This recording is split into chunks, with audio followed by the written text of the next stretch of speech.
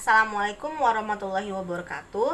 Anak-anak, sesuai janji ibu akan memberikan video yang membahas mengenai bagaimana langkah-langkah mengerjakan soal hidrolisis atau bagaimana cara memahami lebih lanjut tentang materi hidrolisis.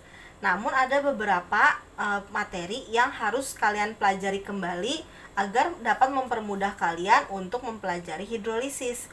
Yang pertama adalah mengenai tabel periodik. Nah, tabel periodik itu kan berisi unsur-unsur kimia. Kalau kalian searching di Google, tabel periodik itu bentuknya kotak-kotak. Tapi kalau di sini ibu tulisin langsung aja. Nah, terus tabel periodik itu ada golongan A, ada golongan B. Golongan A itu apa saja? Golongan A itu ada 1A, 2A, 3A, 4A, 5A, 6A, 7A, sampai 8A. Nah, untuk golongan 1A dan 2A itu termasuk golongan logam. Sedangkan golongan 3 sampai golongan 7 itu termasuk golongan non-logam. Nah, untuk golongan 8A itu adalah golongan gas mulia. Tapi di golongan 3A ini adalah campuran. Jadi untuk boron yang B itu termasuk non-logam. Tapi untuk aluminium sampai talium itu termasuk golongan logam. Jadi ini sebenarnya campuran. Nah, bedanya untuk golongan 1A dia bermuatan plus 1, golongan 2A bermuatan plus 2, golongan 3A bermuatan plus 3, golongan 4A itu ada yang min 4, ada yang plus 4. Jadi karena dia ada pemakaian bersama. Nah, golongan 5A itu min 3, golongan 6A itu muatannya min 2, udah negatif ya. Terus golongan 7A min 1. Nah, untuk golongan 8A kok nggak ada muatannya? Karena golongan 8A kan golongan gas mulia. Sesuai namanya gas mulia, berarti dia sangat stabil. Nah, kalau golongan-golongan yang lain itu dia tandanya dia ada yang kekurangan, ada yang kelebihan. Kayak gitu. Kalau golongan 8A dia sudah stabil, sudah cukup. Jadi dia sukar bereaksi dengan unsur-unsur yang lain. Jadi dia independen, berdiri sendiri, kayak gitu. Nah, terus unsur-unsur ini nantinya kalau dia bereaksi dia akan berubah menjadi ion. Nah, namanya ion berarti kan bermuatan, kayak gitu kan. Nah, terus kita harus tahu dulu macam-macam ion. Ion itu ada yang monoatomik, ada yang poliatomik. Maksudnya monoatomik adalah ion yang berdiri sendiri atau terdiri dari satu unsur saja. Contoh, misalkan di sini ada unsur kalsium atau Ca lambangnya. Nah, berarti ionnya nanti jadi Ca2+, kayak gitu. Nah, kenapa di sini H+? Karena H itu ada di golongan 1. Kan golongan 1 kan tadi plus 1, berarti H+, plusnya ada 1. Nah, lanjut misalkan di golongan 3A ada aluminium, berarti Al-nya adalah Al3+. Nah, kalau misalkan untuk golongan yang negatif atau non-logam, contohnya oksigen. Oksigen itu muatannya min 2, berarti O2-. Atau F itu golongan 7A. Dia bermuatan min 1, berarti F-. Kayak gitu. Nah, kalau poliatomik itu terdiri lebih dari satu unsur. Kalau tadi kan hidrogen H aja kan, aluminium Al aja. Poliatomik itu bisa dari dua unsur. Contohnya OH-. Sering kan dengar OH-, ada unsur O dan ada unsur H. Kayak gitu. Nah, unsurnya itu ada dua. Nah, terus muatannya tergantung. Kalau di poliatomik itu muatannya sudah ditetapkan. OH itu min 1, SO4 2-, CH3COO min 1, NO3 juga min 1, ClO4 juga muatannya bukan min 1 tapi 2-. Kayak gitu. Jadi udah sepaket kalau poliatomik. Nah, untuk contoh-contoh poliatomik nanti kalian bisa searching atau kayaknya udah pernah ibu kasih di catatan yang sebelumnya macam-macam ion yang poliatomik kayak gitu. Nah, ada SO4 2-, ada CO3 dan lain sebagainya. Nah, terus selain ion, kalian harus tahu tentang senyawa. Senyawa itu adalah zat yang terdiri dari dua atau beberapa unsur yang dapat dipecah lagi menjadi unsur pembentuknya.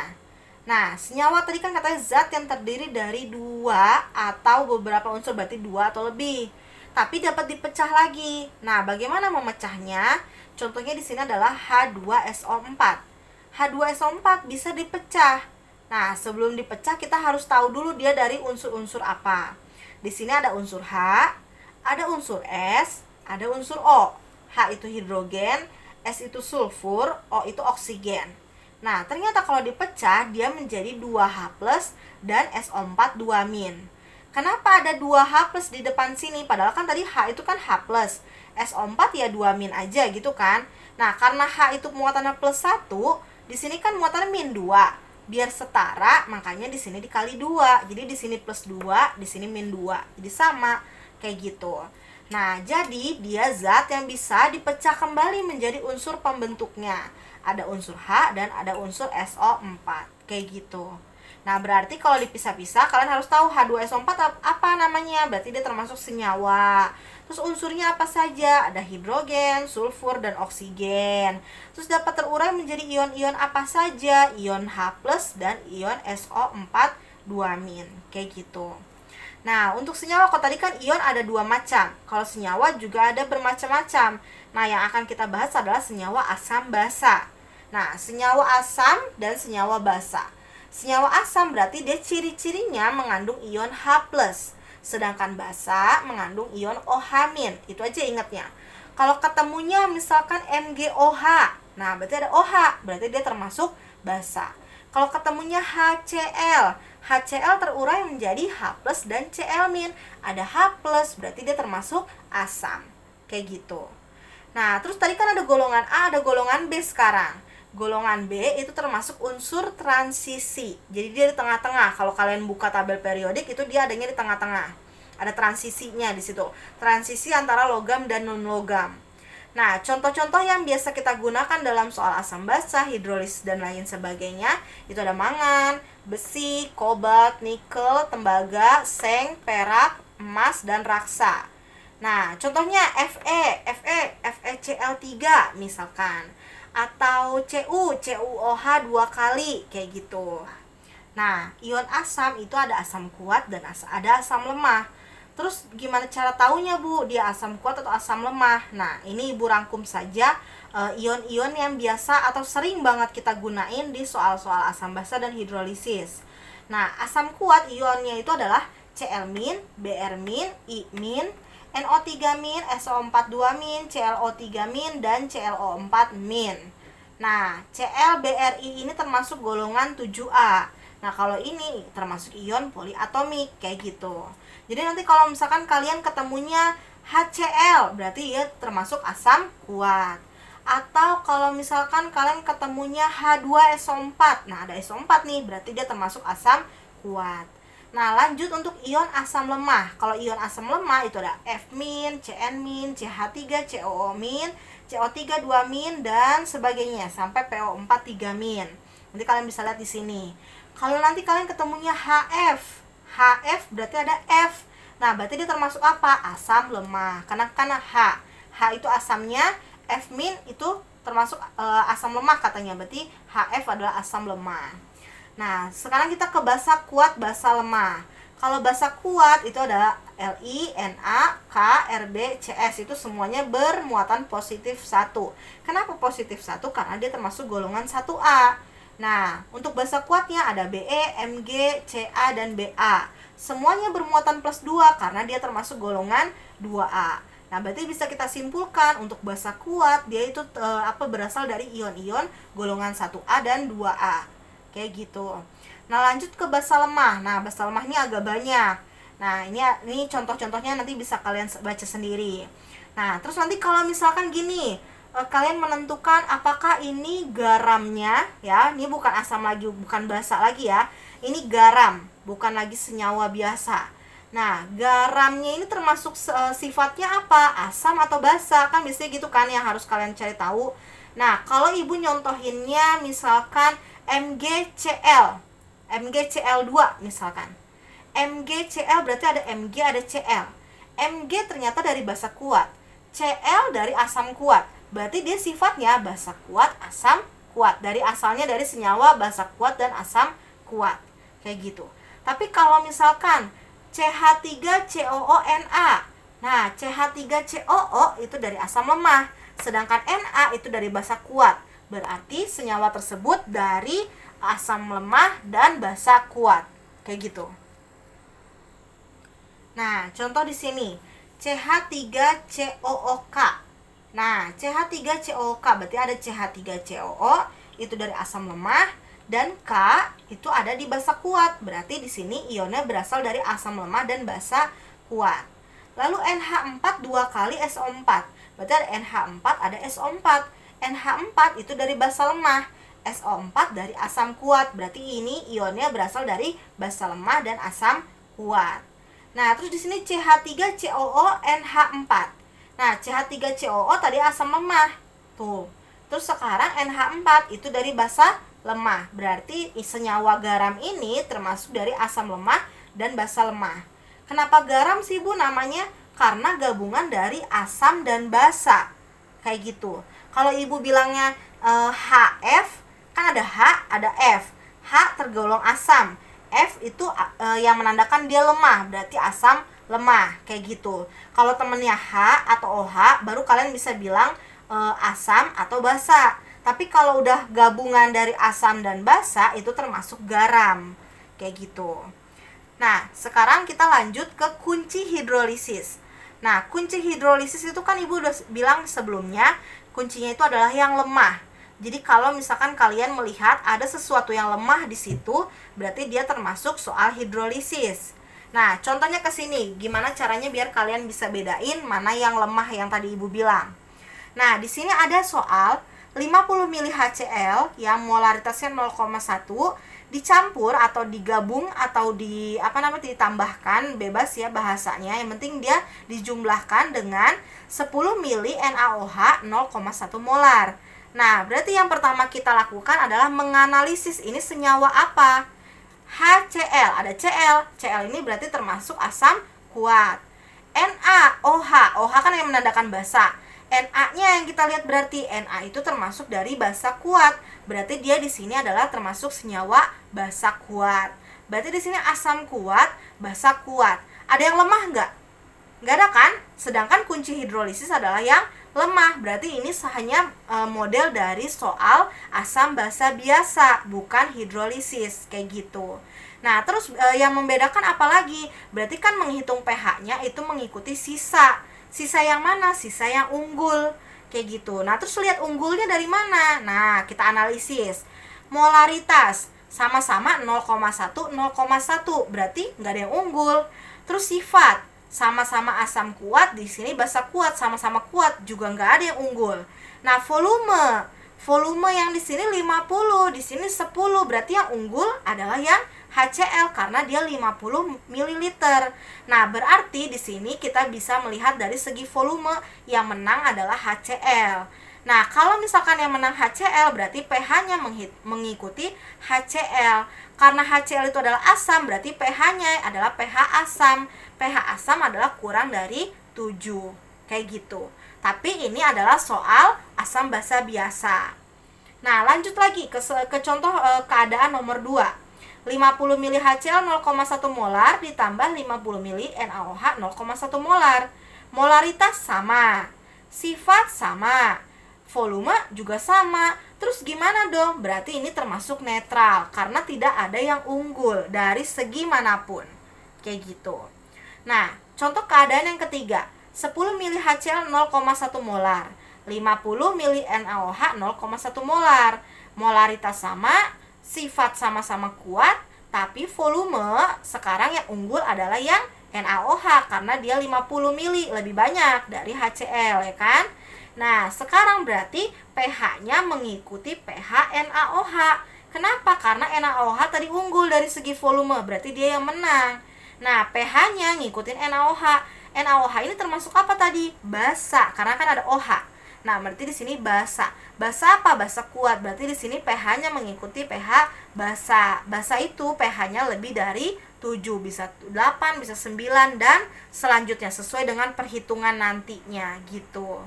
Nah, berarti ngitung ini nanti ngitungnya pakai rumus yang asam basa biasa. Nanti kalian buka lagi catatan tentang rumus asam basa. Tapi nanti di akhir Ibu kasih lagi perbedaan soal hidrolisis dan asam basa.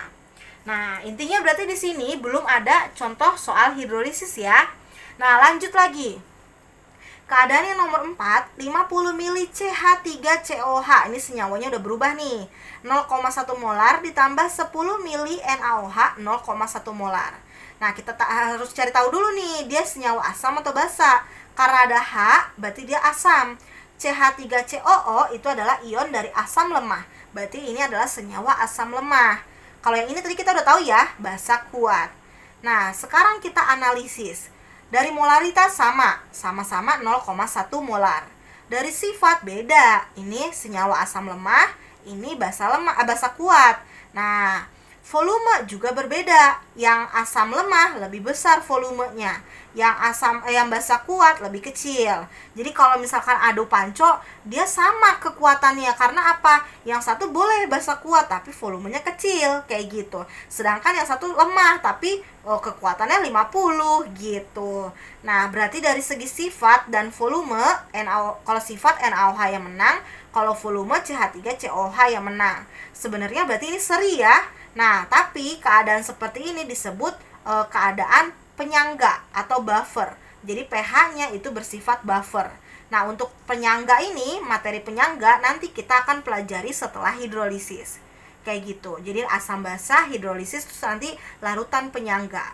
Nah, berarti di sini belum juga ketemu mana yang termasuk hidrolisis. Nah, lanjut ke keadaan yang kelima. Di sini ada 50 ml CH3COOH 0,1 molar ditambah 50 ml NaOH 0,1 molar.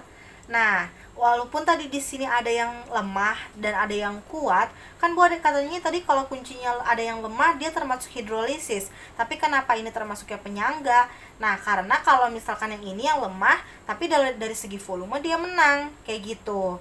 Nah, karena dia yang dari segi sifat yang kanan yang menang, yang NaOH. Tapi dari segi volume yang kiri atau CH3COOH yang menang. Jadi seri sebenarnya. Makanya dia termasuk ke dalam larutan penyangga kayak gitu. Nah, tapi untuk keadaan yang nomor 5 ini, kalau kita analisis dari segi molaritas sama-sama 0,1. Berarti kan nggak ada yang menang tuh. Nah, dari segi sifat CH3COOH sama NaOH yang menang karena dia basa kuat. Nah, dari segi volume sama. Nah, berarti kalau disimpulkan dari segi sifat doang yang si basa menjadi menang, ya kan? Nah, karena dia menang dan yang lainnya menjadi terhidrolisis atau terurai. Terus berarti pH-nya gimana? pH-nya mengikuti pH yang menang, yaitu pH NaOH. Nah, NaOH tadi termasuk basa, berarti pH basa. Nanti pH akhirnya itu mengikuti pH basa, kayak gitu. Nah, untuk keadaan yang selanjutnya, 10 ml CH3COOH 0,1 molar ditambah 50 ml NaOH 0,1 molar. Kita analisis. Di sini molaritasnya sama-sama 0,1 molar. Sifatnya si basa yang kuat karena masih sama ya kayak yang tadi, sifatnya basa yang kuat. Volume basa yang kuat. Udah, ini masih basa menang telak. Dari segi sifat, volume dia yang menang. Berarti di sini pH larutan yang mengikuti NaOH yaitu pH basa. Ini sama soal hidrolisis. Kenapa? Karena ada yang lemah, yaitu di sini adalah asam, kayak gitu. Bisa jadi nanti kebalikannya, di sini yang lemah basa gitu misalkan. Yang penting dia yang menang tetap basa. Kalau yang tadi ada yang lemah tetapi ya nggak ada yang menang, seri, makanya disebut penyangga walaupun dia ada yang lemah, kayak gitu. Lanjut lagi. 50 ml HCl. Nah, ganti nih senyawanya jadi asam kuat. Kenapa? Karena ada H+ dan Cl-. Cl dari yang kuat. H itu menandakan dia asam, berarti asam kuat. 50 ml NH4OH. NH4 basa lemah. Nah, berarti di sini yang lemahnya gantian jadi yang basa. Kita analisis dari molaritas sama-sama 0,1 molar. Sifat basa yang lemah, asam yang kuat, berarti asam yang menang. Volume sama, berarti dari yang menang itu hanya dilihat dari segi sifat, yaitu yang HCl atau yang asam, kayak gitu. Nah, karena yang menang asam, berarti yang basanya terhidrolisis atau terurai. Berarti pH-nya mengikuti pH HCl atau pH asam, kayak gitu. Nah, lanjut lagi ke keadaan yang terakhir. Kan kalau misalkan hidrolisis itu ada yang gabungan asam lemah basa kuat, ada yang kebalikannya lagi basa lemah asam kuat, atau ada yang asam lemah basa lemah, jadi sama-sama lemah, kayak gitu. Nah, contohnya ini, asam lemah yaitu CH3COOH yang digabung dengan NH4OH, yaitu basa lemah. Nah, terserah mau molaritas atau volumenya sama atau berbeda pun, yang penting kalau dia sama-sama lemah, kita pakai pH-nya tergantung Ka dan Kb, kayak gitu. Nah, tapi kalau untuk sama-sama lemah, walaupun ada salah satu yang unggul, tapi seluruhnya menjadi terhidrolisis. Karena apa tadi kuncinya, yang hidrolisis adalah yang lemah. Nah, untuk pH-nya, menghitung pH-nya tergantung nilai Ka dan Kb. Kalau Ka-nya lebih besar, berarti Ka ya asam kan, berarti pH-nya asam. Kalau Kb yang lebih besar berarti B, basa, berarti pH-nya mengikuti pH basa. Nah, Ka dan Kb-nya sama nilainya, berarti netral ya, pH-nya berarti 7, nggak usah dihitung lagi, kayak gitu. Nah, terus Ka, Kb, terus melihat pH-nya bagaimana? Nah, untuk menghitung pH itu melihat dari rumus. Kalau katanya bersifat asam, berarti menghitung pH yang menggunakan rumus asam, kayak gitu. Atau kalau misalkan tadi mengikuti basa pH-nya katanya, berarti nanti kalian lihat rumus yang mengikuti basa. Nah, kita lanjut dulu ke campuran. Nah, karena tadi kan kita melihat beberapa contoh soal kayak si HCl digabung sama NaOH, itu kan berarti senyawa ditambah senyawa jadi campuran kan. Nah, dua larutan itu nantinya akan menghasilkan pH awal dan pH akhir. Nah, pH awal itu tergantung, kalau basa kuat berarti rumusnya B dikali MB, tergantung senyawanya ya. Kalau basa lemah berarti akar Kb dikali Mb, sedangkan asam kuat A dikali Ma, ini pelajaran asam basa kemarin. Asam lemahnya akar kali Ka kali akar Ka kali Ma, kayak gitu. Ini rumus asam basa yang pertama kali kita pelajari. Nah, karena dia hanya menghitung pH awal. Nah, terus ada lagi pH akhir. pH akhir itu juga rumusnya banyak. Ada yang untuk asam basa, ada yang untuk hidrolisis, kayak gitu. Nah, untuk yang asam basa kita lihat dulu. Yang pertama, larutan asam kuat yang ditambah basa kuat. Jadi kalau asam basa itu kan ciri-cirinya sama-sama kuat, kayak gitu. Kalau hidrolisis ada salah satu atau keduanya lemah, kayak gitu. Nah, berarti pH-nya tergantung apa? Tergantung sisa mol yang besar. Kalau mol yang besar setelah dihitung molnya adalah mol asam, berarti pH-nya mengikuti pH asam. Tapi kalau misalkan mol yang besar setelah dihitung adalah mol basa, berarti pH-nya mengikuti pH basa, kayak gitu. Nah, keadaan yang kedua adalah kalau soalnya bunyinya 2 gram NaOH dilarutkan dalam air. Nah, terus hitung pH-nya. Nah, berarti di sini termasuk keadaan yang padatan yang dilarutkan, berarti pH dari padatan plus air, kayak gitu kan dilarutkan. Nah, misalkan kalian mau melarutkan garam 2 sendok, terus disuruh hitung pH-nya. Nah, berarti pakai keadaan yang ini, yaitu rumusnya V1M1 V2M2. V1M1 keadaan sebelum dicampur air, sedangkan V2M2 adalah keadaan setelah dicampur air, kayak gitu. Nah, biasanya nanti kalian yang diminta untuk menghitung molaritas yang kedua, yaitu yang molaritas setelah padatan digabung dengan air, kayak gitu. Rumusnya pakai yang itu. Terus di sini ada kata yang persyaratan ketiga itu biasanya asam basa itu ada kata penetralan, menetralkan, dititrasi, mentitrasi atau meneteskan atau ditetesi, kayak gitu. Misalkan ada larutan HCl dititrasi oleh NaOH misalkan, atau ada larutan HCl 20 mili diteteskan atau ditetesi NaOH 10 mili misalkan. Nah, itu berarti rumusnya masih sama, yaitu V1M1 V2M2. Kenapa? Karena dia termasuk soal penetralan, kayak gitu. Jadi rumusnya masih sama seperti yang padatan tadi. Nah, jadi kalau kalian ketemu soal-soal yang syarat-syaratnya ada di sini, berarti itu menghitung pH asam basa biasa, kayak gitu. Nah, tapi kalau pH pH hidrolisis. Nah, ada dua keadaan. Yang pertama, larutan mengandung senyawa yang bersifat lemah, ya kan? Karena hidrolisis itu kuncinya lemah. Nah, pH-nya sesuai yang menang. Kalau tadi yang menang misalkan dari segi sifat yang basa, berarti pH-nya pH basa. Tapi kalau dari segi sifat yang menang asam, berarti kita ngikutin pH asam.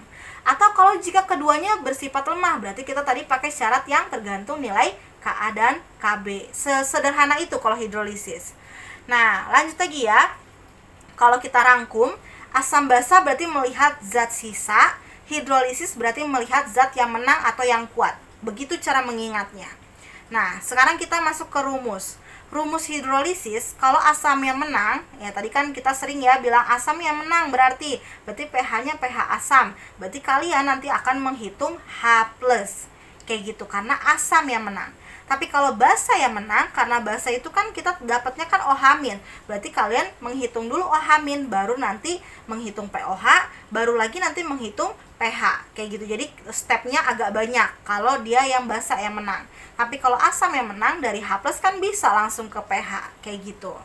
Nah, H+, berarti nanti kalau pertanyaan ada, untuk menghitung pH, berarti kita butuh menghitung apa dulu? Ya, menghitung molaritas atau konsentrasi H+, kayak gitu. Terus kalau menghitung OH-, kita bisa menghitung apa? Ya, dari OH- bisa menghitung POH. POH baru menghitung pH, kayak gitu. Jadi stepnya lebih banyak kalau basa yang menang. Nah, nanti kalau kalian ketemu G dalam kurung, berarti itu adalah molaritas garam. Nah, molaritas garam itu adalah molaritas garam yang tersisa kalau di hidrolisis. Nah, tersisa itu dilihat dari yang mana? Dari yang kuat. Nah, ingat kan tadi hidrolisis melihat dari yang kuat. Nih, udah Ibu kasih tanda juga. Nah, lanjut ciri-ciri lain hidrolisis kan melibatkan H2O. Jadi ditambahkan dengan H2O. Pasti itu ada H2O. Nah, contohnya di sini BaCO3. BaCO3 itu termasuk garam. Kenapa? Dia gabungan dari asam dan basa. Nah, coba kita buktikan. Ba itu adalah yang kalau catatan yang kalian buka tadi, catatan yang sebelumnya ya, Ba itu adalah ion dari basa kuat, sedangkan CO3 itu ion dari asam lemah. Nah, karena dari basa berarti kan ada OH tuh. Ba kan 2+, berarti jadi dari Ba plus 2+ dan 2 OH-, kayak gitu. Nah, terus kalau asam lemah, CO3 nih, berarti ion poliatomik. Nanti kalian buka lagi catatan ion poliatomik, CO3 itu muatannya apa? Nah, ternyata CO3 itu muatannya 2-. Nah, biar setara, berarti kan dia harus berikatan dengan H+ kan? H+ kan plusnya baru 1. Biar setara sama-sama -2, di sini bisa harus plus 2, berarti di sini dikali 2, kayak gitu. Berarti di sini CO3 2- plus 2H+. Nah, kalau ditelusuri berarti ini dari senyawa BaOH 2 kali. Nah, karena kalau digabung menjadi BaOH 2 kali, kalau ini kalau digabung menjadi H2CO3. Berarti kalau kita bisa simpulkan, BaCO3 itu berasal dari senyawa basa kuat yaitu BaOH 2 kali dan asam lemah yaitu H2CO3. Kayak gitu. Nah, terus yang melibatkan air tadi itu maksudnya apa, Bu? Nah, tadi kan BaCO3 itu kan garam. Katanya melibatkan air, berarti dia garam ditambah air. Nah, makanya hidrolisis itu kan penguraian garam di dalam air. Berarti garam ada airnya, kayak gitu. Nah, di sini ada contoh-contoh senyawa yang kita harus tahu apakah itu asam kuat, basa kuat, atau asam lemah, basa lemah, atau garam. Nah, kalau BaOH itu kan ada OH. OH itu kan menandakan dia basa. Nah, karena Ba dia adalah ion dari golongan 2A, itu kan berarti dari ion yang kuat, berarti basa kuat. Nah, sedangkan kalau ini MgCO3, Mg itu dari basa kuat.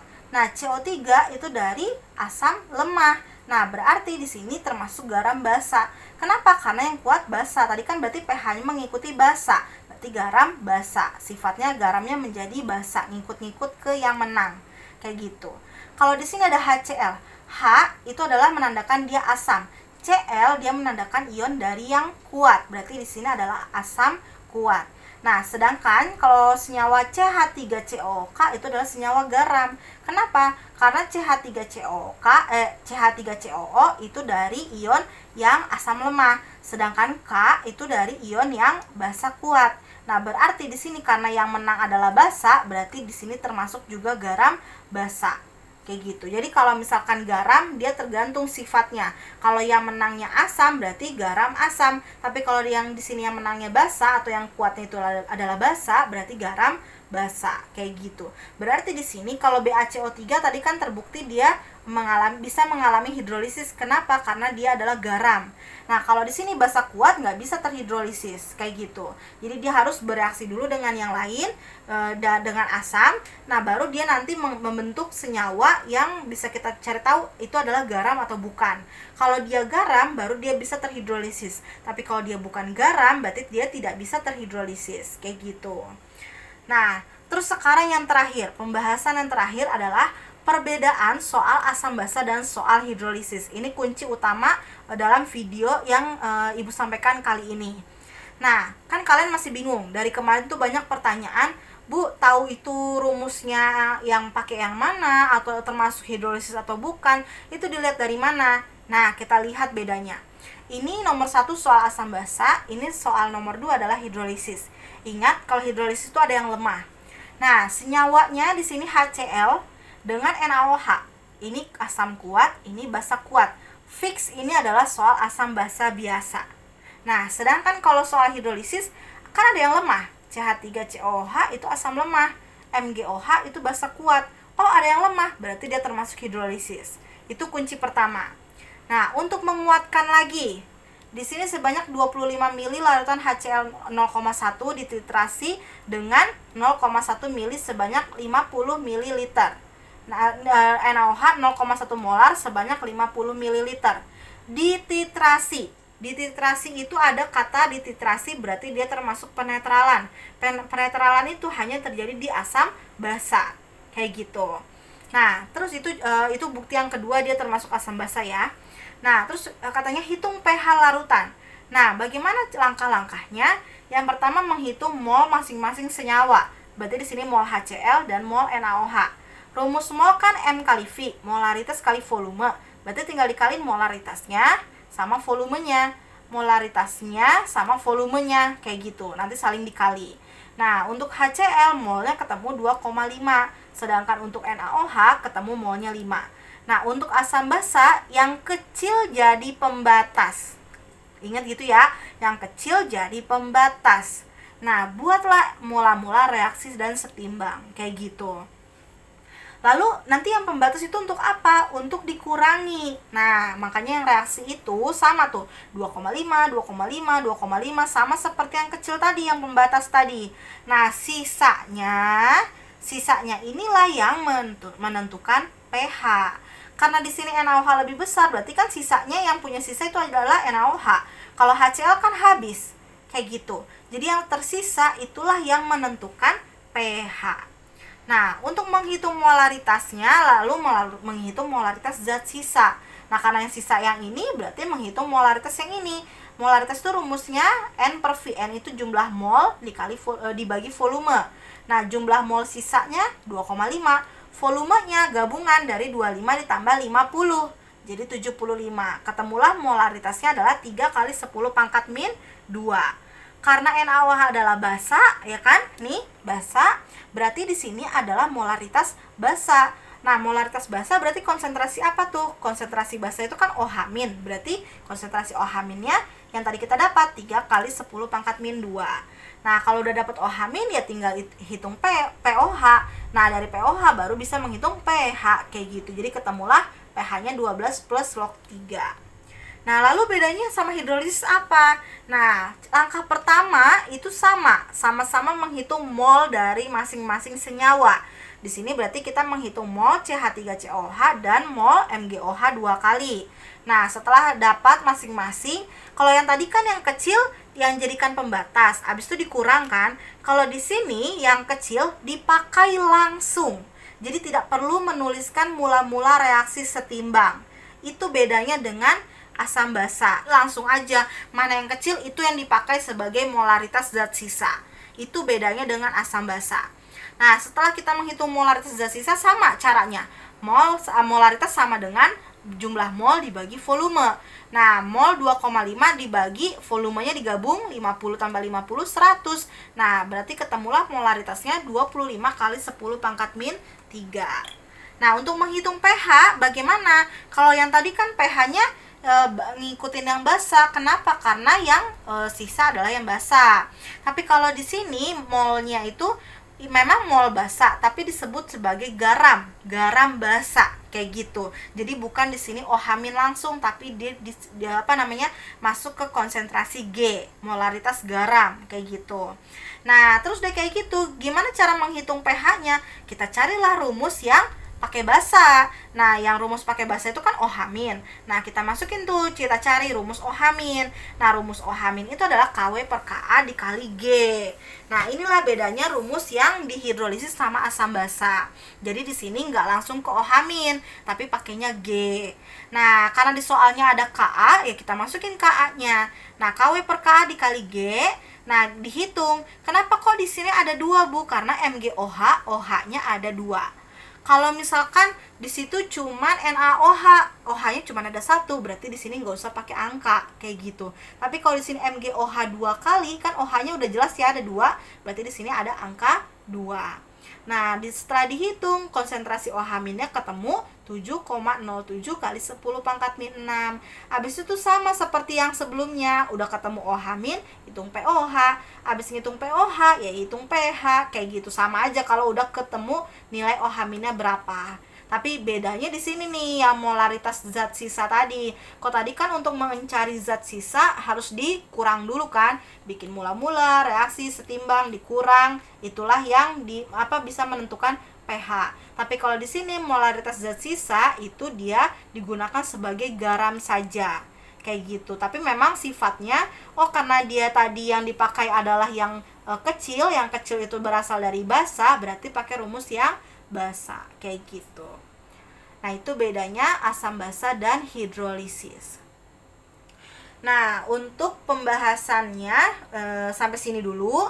Kalian cermati dulu, kalian perhatikan dulu video ibu, boleh diulang-ulang, atau biar nanti tuh segala macam pertanyaan yang selama ini mungkin membuat kalian bingung, atau bagaimana caranya susah gitu ya membedakan antara asam basa dan hidrolisis. Nah, kalian bisa telusuri lagi catatan ibu gitu, bisa kan kalian sandingkan gitu atau bedakan mana sih bedanya antara asam basa dan soal hidrolisis kayak gitu. Memang caranya sebagian besar itu mirip, cuma beda di rumus akhirnya saja. Kalau udah ketemu OH-, kalau dulu kita bisa langsung kan ngitung POH, tapi kalau sekarang itu rumus OH-nya nggak semudah yang kayak dulu, yang kayak asam basa kayak gitu. Rumusnya ada KW, ada KA, ada KB. Kenapa ada KA, ada KB? Karena dia ada yang lemah. Nah, kalau KA berarti menandakan ada asam yang lemah. Tapi kalau di situ tertulisnya KB, berarti dia termasuk dia mengandung senyawa basa yang lemah kayak gitu. Kenapa? Makanya hidrolisis ada yang lemah, karena dia nanti di rumusnya juga ada Ka dan Kb. Jadi semuanya itu sebenarnya bisa menggambarkan perbedaannya antara asam basa dan hidrolisis. Kalau di asam basa kan kita nggak pernah nemuin yang namanya ada Ka, Kb, Kw, itu nggak ada. Jadi bedanya hanya di rumus ini aja, rumus akhirnya aja kayak gitu. Tapi untuk menghitung pH-nya, POH-nya masih sama-sama minlog, sama-sama kalau menghitung pH dari POH berarti 14 dikurang POH kayak gitu. Itu masih sama. Cuma nanti di rumus yang menentukan zat sisanya atau kita mau ngikutin pH siapa, itu yang berbeda kayak gitu. Sekian penjelasan dari Ibu. Jika ada suara yang gak jelas atau susah atau agak berbelit-belit gitu, mohon dimaklumi. Nanti kalaupun mau tanya, kalian bisa tanya ke Ibu melalui WhatsApp masing-masing kayak gitu. Sekian penjelasan hari ini, nanti dilanjut lagi penjelasan hari Kamis. Wassalamualaikum warahmatullahi wabarakatuh.